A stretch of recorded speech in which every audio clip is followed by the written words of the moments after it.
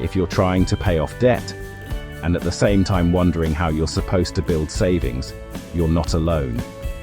It often feels like you have to choose one or the other. Either you focus on clearing your debt, or you focus on building an emergency fund.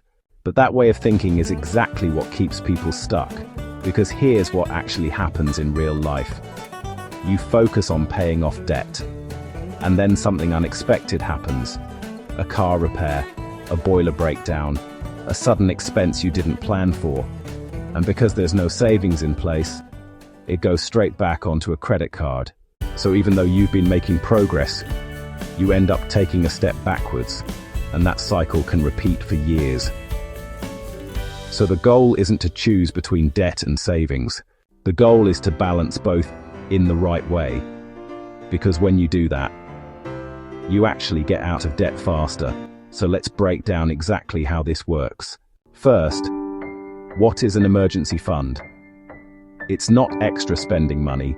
It's not for holidays or upgrades. It's a financial buffer. Money set aside purely for unexpected essential costs. Things you didn't plan, but can't avoid. And here's where most people get it wrong. They think they need thousands saved before they can focus on debt. So they delay everything. They save slowly, lose motivation, and make no real progress. Instead, you start small. Very small. Your first goal is simple. £1,000. That's it. Because that £1,000 changes everything. Now when something goes wrong, you don't reach for a credit card. You use your own money. And that one shift stops your debt from growing while you're trying to reduce it. So here's the strategy. Step 1. Build your first $1,000 emergency fund as quickly as possible. That might mean pausing extra debt payments for a short period, but you still continue making your minimum payments. Then you redirect everything else towards building that first $1,000.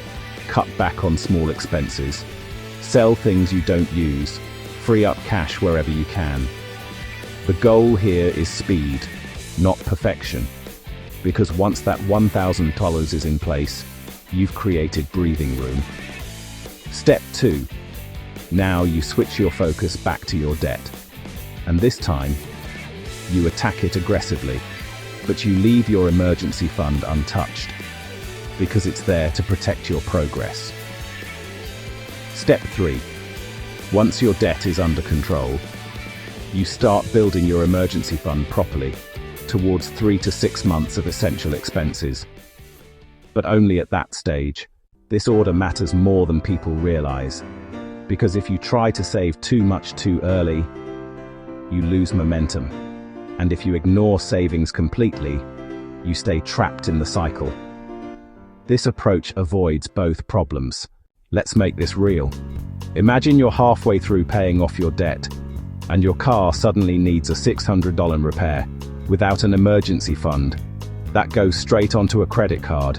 With one, you pay it and move on. No setback, no extra interest, no stress. That's the power of even a small financial buffer. And here's the key mindset shift. An emergency fund isn't slowing you down. It's stopping you from going backwards. And that's what protects your progress. So if you're feeling stuck between saving and paying off debt, don't choose one. Balance both. Build your first $1,000. Then attack your debt. Then expand your safety net. Simple. If you're serious about taking control of your finances, type emergency fund in the comments. And if this helped, like and subscribe for more straightforward financial strategies. Next, I'll show you how to start investing once you're debt-free and financially stable. See you in the next video.